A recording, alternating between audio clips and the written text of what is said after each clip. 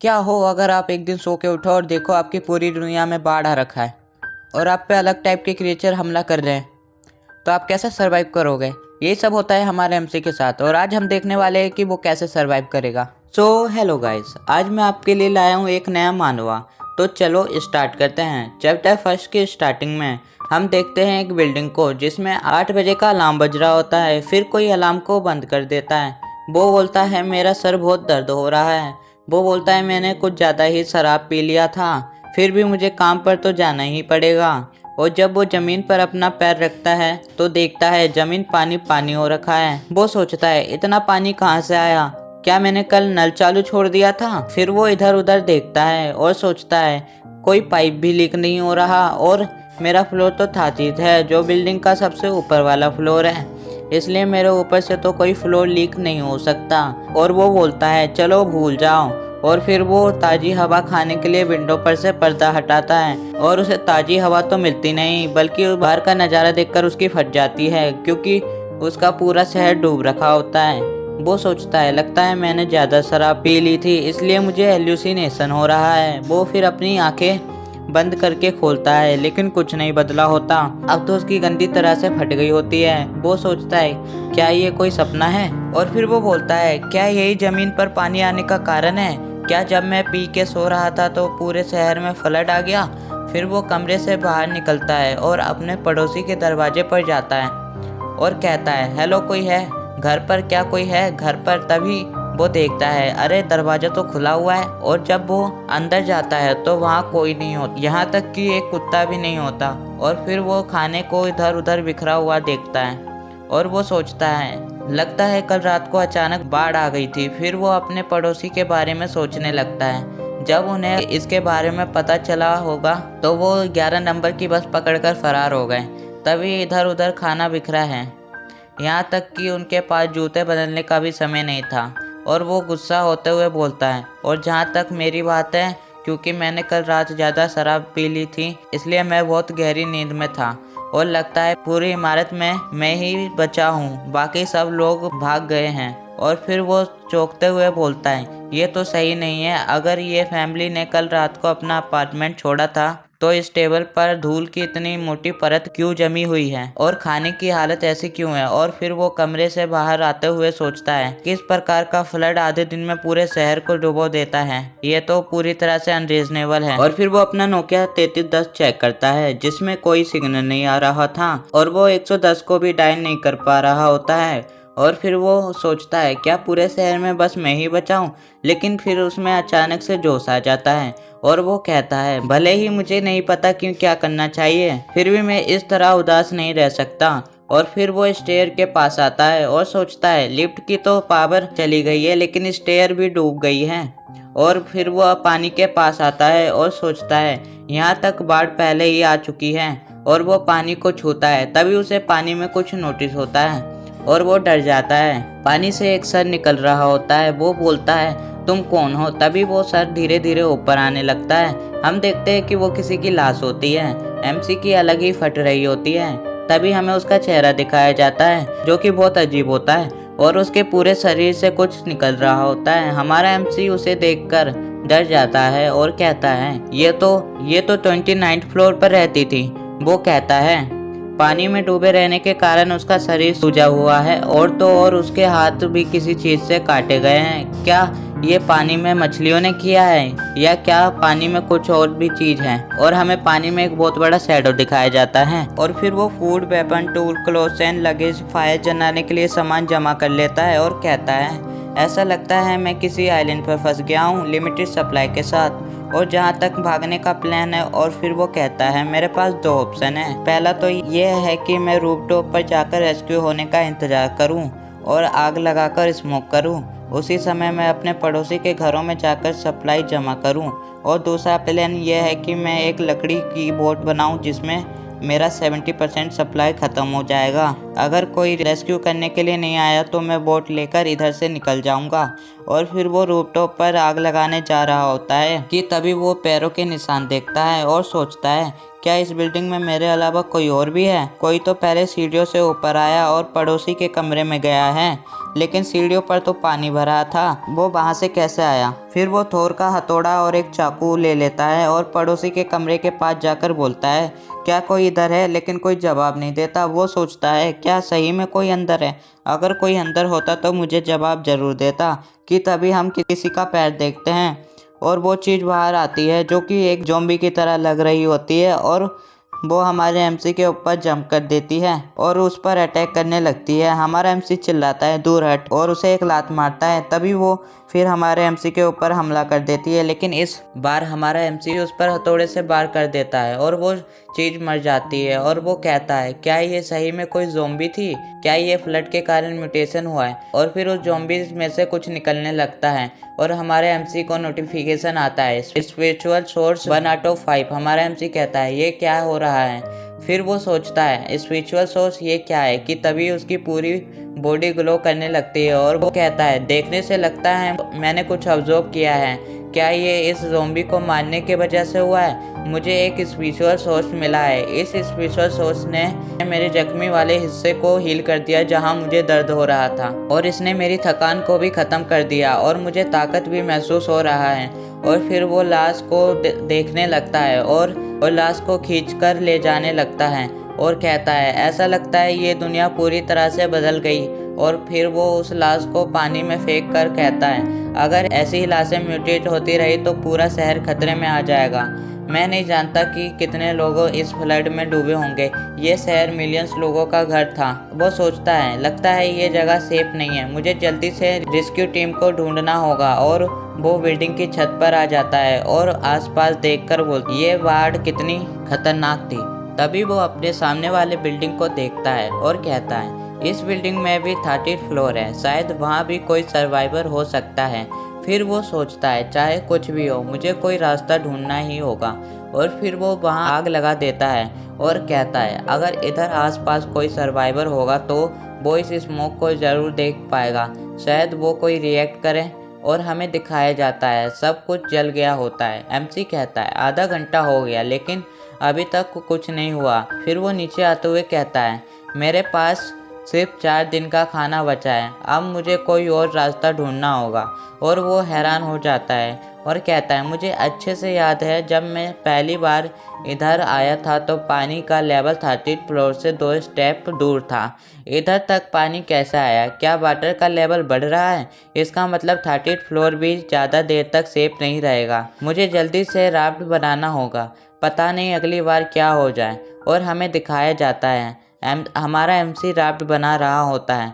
वो कहता है, लकली मैंने कॉलेज में ड्रैगन बोट रेस में भाग लिया था, इससे मुझे बोट चलाना आता है। मुझे यकीन है मैं इस बिल्डिंग तक नाव चला सकता हूँ। चप्पू बनाने के लिए मैं बालकनी के पर्दे का रोड यूज़ कर सकता हूँ। कि तभी उसे पानी में एक और लाश दिखाई देती है। वो कहता है, मुझे याद है कि वहाँ कुछ नहीं था, क्या ये लाश भी म्यूटेट हो गई है? फिर वो हथौड़ा उठाता है और खिड़की खोलकर उस ज़ॉम्बी को रोड से टच करता है। कि तभी वो ज़ॉम्बी जाग जाता है। कि तभी उस ज़ॉम्बी को कोई उस पानी में खींचने लगता है। हम देखते हैं वो कोई ब्लैक टेंटिकल से होते हैं और वो उस ज़ॉम्बी को अंदर ले जाता है। हमारा एमसी ये देखकर बिल्कुल डर जाता है और जल्दी से खिड़की को बंद कर देता है और सोचता है, पानी में इन ज़ॉम्बीज़ के अलावा कुछ और भी है। यहाँ तक कि उस ज़ॉम्बी फीमेल पर भी काटने के निशान थे। मैंने जो राफ्ट बनाया है, अगर मैं उस राफ्ट से अपने सामने वाले बिल्डिंग में जाने की कोशिश करूंगा तो वो क्रिएचर मुझ पर भी हमला कर सकता है और मुझे मार भी सकता है। लेकिन इधर रहना कोई ऑप्शन नहीं है। मेरे पास बस 4 दिन का ही खाना बचा है और पानी का भी लेवल बढ़ रहा है और इधर बहुत सारे ज़ॉम्बी भी आने लगे हैं। तभी उसे दरवाजे के दूसरी साइड से आवाज़ आती है और वो जल्दी से वहाँ से हट जाता है। और जब वो दरवाजे के होल से देखता है तो उसे एक ज़ॉम्बी दिखाई देता है जिसका एक पैर टूटा होता है। हमारा एमसी जल्दी से उस ज़ॉम्बी पर हमला कर देता है। वो उसकी तरफ तेजी से बढ़ता है और उसका गर्दन हथौड़े से तोड़ देता है और हमारे एमसी का स्पिरिचुअल सोर्स 2/5 हो जाता है। वो कहता है, मेरी स्ट्रेंथ अब और भी बढ़ गई है। इसका मतलब अगर मैं इन ज़ॉम्बी को मारूंगा तो मुझे स्पिरिचुअल सोर्स मिलेंगे जिससे मैं स्ट्रॉन्ग बन सकता हूँ। अगर मैं स्ट्रॉन्ग हो गया तो मैं शायद उस पानी के अंदर वाले क्रिएचर को हरा पाऊंगा और यहाँ से एस्केप कर पाऊंगा। मेरे पास अभी 2 स्पिरिचुअल सोर्स है और अगर मैं 5 कर लूँ तो फिर क्या होगा। उसे आवाज़ आती है। जब वो पीछे देखता है तो विंडो से एक और ज़ॉम्बी अंदर आ चुका होता है। एमसी कहता है ये लाश तो एल्यूमिनियम ग्लास को तोड़कर भी अंदर आ सकती है और ये ज़ॉम्बी उस फीमेल ज़ॉम्बी से ज़्यादा स्ट्रॉन्ग लग रही है। और फिर वो उस पर अटैक करते हुए कहता है मुझे तुम्हें मारना ही होगा। लेकिन वो ज़ॉम्बी अचानक से हमारे एमसी का हथौड़ा पकड़ लेता है। हमारा एमसी कहता है ये वाला तो पहले वाले से ज़्यादा स्ट्रॉन्ग है। अगर मेरे पास सेकंड स्पिरिचुअल सोर्स नहीं होती या मेरी कॉम्बैट एबिलिटी इंक्रीज नहीं होती तो मैं मारा जाता। तभी वो ज़ॉम्बी पर किक मारता है लेकिन उस ज़ॉम्बी को तो कोई फ़र्क ही नहीं पड़ता। हमारा एमसी सोचता है इस ज़ॉम्बी को तो कोई दर्द ही नहीं हो रहा और तभी वो ज़ॉम्बी हमारे एमसी को दूर फेंक देता है। वो सीधे कपड़ों की अलमारी से जाकर टकराता है और कहता है ऐसा लगता है मेरी पसलियाँ टूट गई है, क्या आज मैं मरने वाला हूँ। वो ज़ॉम्बी हमारे एमसी पर अटैक कर देता है कि तभी हमारा एमसी उस ज़ॉम्बी के नीचे वाले कपड़े को खींच देता है। वो ज़ॉम्बी फिसल कर नीचे गिर जाता है और हमारा एमसी उस ज़ॉम्बी पर हथौड़े से हमला कर देता है और उसे मार देता है और तभी उसका स्पिरिचुअल सोर्स 3 हो जाता है। वो कहता है लकली इसमें हीलिंग एबिलिटी है, नहीं तो मैं यहाँ सही में मर जाता। फिर विंडो से 2 और ज़ॉम्बी एमसी पर अटैक कर देते हैं लेकिन हमारा एमसी उन्हें खट्टी टॉफी खिलाकर सुला देता है और तभी उसका स्पिरिचुअल सोर्स 5 हो जाता है और उसका लेवल अप होता है जिसमें उसकी रैंक फर्स्ट हो जाती है और उसे दोबारा से 10 स्पिरिचुअल सोर्स जमा करना होगा। और उसे एक मैसेज आता है जिसमें लिखा होता है आप किसको स्ट्रॉन्ग करना चाहते हैं, लंग्स को या स्टमक को।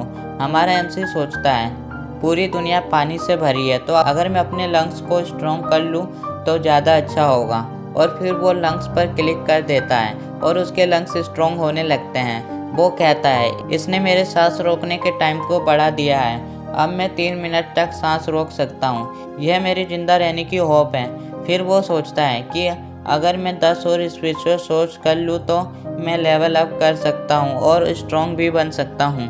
10 स्पिरिचुअल सोर्स के बाद यहाँ से निकलना ज़्यादा अच्छा होगा। फिर वो विंडो को देखता है और कहता है अब इस कमरे में सोना सेफ नहीं होगा। अच्छा हुआ कि मेरे पड़ोसी के कमरे का दरवाज़ा खुला था, मैं उसमें सो सकता हूँ। लेवल अप करने के बाद मैं इस जगह को छोड़ दूँगा। तभी हम हमारे एमसी को देखते हैं जो पानी में डूबे जा रहा था। तभी उसे होश आता है तो वो बोलता है इधर क्या हो रहा है, मैं पानी में क्यों डूब रहा हूँ। तभी हमें हमारे एमसी के नीचे बहुत बड़ा हाथ दिखाई देता है। हमारा एमसी उस हाथ पर खड़ा हो जाता है। फिर हमें बहुत बड़ा फेस दिखाया जाता है जो कहता है क्या तुमने मानवा EXP को सब्सक्राइब किया।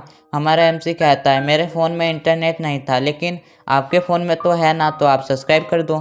फिर हमारा एमसी कहता है तुम कौन हो। वो चीज़ कहता है मैं यहाँ तुम्हारा इंतज़ार कर रहा था। हमारा एमसी बोलता है मुझे जवाब दो कि तभी वो अचानक से उठता है और देखता है कि वो एक सपना देख रहा था। कि तभी उसे एक आवाज़ आती है और जब वो खिड़की की तरफ देखता है तो उसे बहुत बड़ा मॉन्स्टर दिखाई देता है जिसे देख के वो बिल्कुल डर जाता है। वो एक फ्रॉग मॉन्स्टर होता है जो अपनी जीभ पानी से बाहर निकाल रहा होता है। हमारा एमसी कहता है क्या यही तो नहीं है जिसने लाश को खाया था। अगर मुझे इस जगह से निकलना है तो मुझे इसे मारना ही होगा, लेकिन मैं 100% श्योर नहीं हूँ कि मैं इसे मार पाऊँगा।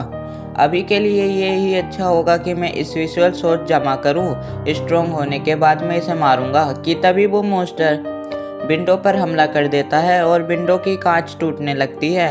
हमारा एमसी हथौड़ा उठाता है कि तभी वो मॉन्स्टर पानी में कूद जाता है और फिर दोबारा खिड़की पर कूदकर उसे तोड़ने की कोशिश करता है। हमारा एमसी खिड़की को टूटने से बचा रहा होता है। एमसी बोलता है ये विंडो ज़्यादा देर तक इसे नहीं रोक सकती। फिर वो मॉन्स्टर दोबारा पानी में कूद जाता है और हमारा एमसी उसे देख रहा होता है और फिर वो अचानक से छलांग लगाता है और विंडो को तोड़कर अंदर आने की कोशिश करता है। हमारा एमसी कहता है इसकी पावर बहुत ज़्यादा है, मैं इससे आमने सामने नहीं लड़ सकता। तभी वो मॉन्स्टर को विंडो से बाहर गिराने की कोशिश करता है, लेकिन मॉन्स्टर अपनी लंबी जीभ निकालकर उस पर हमला कर देता है। वो जाकर दीवार में टकरा जाता है और फिर वो मॉन्स्टर पूरे कमरे के अंदर आ जाता है। हमारा एमसी कहता है इस फ्रॉग से लड़ना तो कोई मैच ही नहीं है और वो बेड को पकड़कर मॉन्स्टर की तरफ फेंक देता है, लेकिन मॉन्स्टर अपने एक हाथ से बेल्ट को साइड कर देता है और जब वो एमसी की तरफ देखता है तो वहाँ कोई नहीं होता। हमें दिखाया जाता है हमारा एमसी वॉशरूम के कोने में छुपा होता है। तभी वो मॉन्स्टर वॉशरूम में आ जाता है और हमारे एमसी को ढूंढ लेता है, लेकिन वो मॉन्स्टर वहाँ फंस जाता है और हमारा एमसी इसी बात का फ़ायदा उठाकर उस मॉन्स्टर पर हमला कर देता है। वो उसकी आंखों पर हमला कर देता है और वो मॉन्स्टर मर जाता है और उसकी आंख का कलर ग्रे हो जाता है। फिर हमें हमारे एमसी को दिखाया जाता है जो कहता है वो मेरे बहुत करीब था, अच्छा हुआ और आगे नहीं आया, नहीं तो मैं मारा जाता। और फिर सीधे हमारे एमसी का स्पेशल सोर्स आउट हो जाता है और वो धीरे धीरे स्ट्रॉन्ग होने लगता है और वो अपने हाथों से ही उस फ्रॉग मॉन्स्टर को साइड कर देता है और कहता है मैं बहुत स्ट्रॉन्ग हो गया हूँ, अगर इतना स्ट्रॉन्ग मैं उस टाइम होता तो पक्का मैं इस मॉन्स्टर को हरा देता। और तभी उस मॉन्स्टर के आँख से एक चमकती हुई बॉल निकलती है और उछलकर हमारे एमसी के सर में अब्जॉर्ब हो जाती है। हमारा एमसी कहता है ये क्या है कि तभी उसे नोटिफिकेशन आता है कि उसे एक नई एबिलिटी मिली है जिसका नाम पीपिंग रूइन होता है और इससे हम किसी भी स्पिरिचुअल बीस्ट की इंफॉर्मेशन देख सकते हैं। एमसी कहता है इस मॉन्स्टर को मारने से मुझे 8 स्पिरिचुअल सोर्स भी मिले हैं और एक एबिलिटी भी। वो कहता है अगर ये एबिलिटी ऐसे काम करती है तो ये इस फ्रॉग पर भी काम करेगी और वो पीप रूइन बोलता है और वो एबिलिटी ऑन हो जाती है। उसे उस मॉन्स्टर की सारी इंफॉर्मेशन मिल जाती है। उस फ्रॉग का नाम सिंगल आइड फ्रॉग था और ये रैंक 1 में सबसे ऊपर था। ये फ्रॉग लो लेवल ज़ॉम्बीज़ को खाता था। हमारा एमसी कहता है सो ये एक लाइट मॉन्स्टर था, लेकिन ये सब हो क्या रहा है। लेवल अप करने के लिए मॉन्स्टर को मारना और फिर वो सभी चीज़ों के बारे में सोचने लगता है। फ्लड मॉन्स्टर स्पिरिचुअल सोर्स और सोचता है इस दुनिया में सब कुछ चेंज हो गया है, पहले वाले रूल्स और कॉमन सेंस इस दुनिया में कोई काम नहीं करेंगे। लेकिन ये सच्चाई है, अगर मैं एक बार मरा तो इसका मतलब है मैं मर गया, ये कोई गेम नहीं है। फिर हमें फ्लड का तीसरा दिन दिखाया जाता है जहां हमारा एमसी कहता है इस दुनिया के रूल्स बदल गए हैं, अब मुझे और स्पेशल सोर्स के लिए और किल करना होगा और जब मैं इन रूल्स को मानूंगा तभी स्ट्रॉन्ग हो पाऊंगा और तभी मैं इस दुनिया में सरवाइव कर पाऊंगा। वो उस मॉन्स्टर की लाश के पास आता है जिसे सभी ज़ॉम्बी खा रहे होते हैं। हमारा एमसी अपनी पीपिंग वाली एबिलिटी ऑन करके उन ज़ॉम्बीज़ की इंफॉर्मेशन देखने लगता है और कहता है अब टाइम आ गया है, मेरे पास बस 2 स्पिरिचुअल सोर्स की कमी है। और तभी वो 2 ज़ॉम्बीज़ को अपने हथौड़े से खट्टी टॉफ़ी खिला देता है और उसका स्पिरिचुअल सोर्स 10 हो जाता है और वो स्ट्रॉन्ग होने लगता है। उसे नोटिफिकेशन आता है कि आपका रैंक अप हो गया है और वो सेकंड रैंक पर आ जाता है और फिर से उसे कोई नोटिफिकेशन आता है जिसमें वो अपने लंग्स को अपग्रेड कर सकता था या अपने पेट या मसल्स को स्ट्रॉन्ग कर सकता था। हमारा एमसी सोचता है मेरे पास स्ट्रॉन्ग लंग्स है जिससे मैं 4 मिनट तक सांस को होल्ड कर सकता हूँ, लेकिन मुझे डर है कि अगर मेरी लड़ाई किसी स्ट्रॉन्ग मॉन्स्टर से हो गई तो। और फिर वो अपने मसल्स को स्ट्रॉन्ग कर लेता है जिससे उसकी कॉम्बैट एबिलिटी बढ़ जाएगी। फिर उसके मसल्स स्ट्रॉन्ग होने लगते हैं। हम देखते हैं मसल्स की वजह से हमारे एमसी के कपड़े भी फट जाते हैं। वो कहता है अब मुझ में 400 किलो तक की ताकत आ गई है और मैं अपने मसल्स पर भी पूरी तरह से कंट्रोल कर सकता हूँ। और फिर वो बोलता है चलो ट्राई करके देखते हैं और वो एक ज़ॉम्बी को बड़ी आसानी से मारते हुए कहता है मैं खुद ही अपनी स्ट्रेंथ कंट्रोल नहीं कर पा रहा हूँ। और फिर वो सभी ज़ॉम्बीज़ को खट्टी टॉफ़ी बांटने लगता है और कहता है ये है मेरी ताकत। और वो कमरे से बाहर आते हुए कहता है अब मैं रैंक 2 पर हूँ और मेरे पास कॉम्बैट एबिलिटी भी है, इसलिए मुझे अब इंतज़ार करने की ज़रूरत नहीं है, मैं अब इस जगह को छोड़कर जा सकता हूँ। आज मैं राफ्ट को बनाकर इस जगह को छोड़ दूंगा। और फिर हमें हमारा एमसी चप्पू चलाते हुए दिखाई देता है जो कि दूसरी बिल्डिंग की तरफ जा रहा होता है। वो उस बिल्डिंग के पास पहुंचकर कहता है पूरे रास्ते में डरा हुआ था। और फिर वो कुछ ब्रिक्स को फेंक उस बिल्डिंग का विंडो तोड़ देता है और अंदर देखकर कहता है यहाँ अभी कोई खतरा नहीं है। फिर वो अंदर आ जाता है। वो वहाँ का टेबल देखता है जिस पर भी डस्ट लगी होती है और फिर वो बड़े सावधानी से कमरे से बाहर हॉल में आ जाता है और कहता है यहाँ तो बहुत बदबू आ रही है। और फिर वो फ्रिज को चेक करता है लेकिन उसमें का सारा खाना सड़ गया होता है। वो सोचता है लगता है इस बिल्डिंग के भी सभी लोग भाग गए हैं कि तभी उसे एक कमरे में से खून की बहुत तेज बदबू आती है। और जब वो उस कमरे को खोलता है तो वहाँ बहुत सारे ज़ॉम्बीज़ मरे पड़े होते हैं। वो बोलता है ये सब ज़ॉम्बीज बन गए थे, लेकिन इन्हें मारा किसने? क्या इधर कोई और भी सर्वाइवर हो सकता है? फिर वो अपनी पीपिंग एबिलिटी से उन ज़ॉम्बीज को देखता है। इतने सारे ज़ॉम्बीज को किसी ने अकेले ही मारा है, वो बहुत स्ट्रॉन्ग होगा। फिर वो दूसरे दरवाजे पर जाता है और उसे खटखटाकर बोलता है क्या कोई इधर है, कि तभी उसे कमरे की चाबी मिल जाती है। वो उस चाबी से अंदर जाता है तो वो एक आदमी को मरा हुआ पाता है। वो कहता है लगता है इसे वेपन से इस आदमी ने उन ज़ॉम्बीज को मारा था।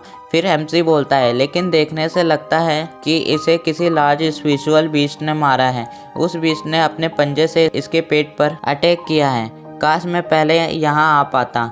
और फिर जब वो उसका हथियार उठा ही रहा होता है कि तभी उसकी पीपिंग एबिलिटी ऑन हो जाती है और उसे सामने वाले कबर्ड में से कुछ महसूस होता है। वो उस कबर्ड तक जल्दी से भागते हुए जाता है और उस कबर्ड को अचानक से खोलकर अटैक करने वाला होता है कि तभी वो देखता है एक छोटी बच्ची को। और इसी के साथ चैप्टर 5 का एंड होता है। अगर आपको ज़रा सा भी मज़ा आया हो तो चैनल को लाइक एंड सब्सक्राइब करना ना भूलना। Bye bye.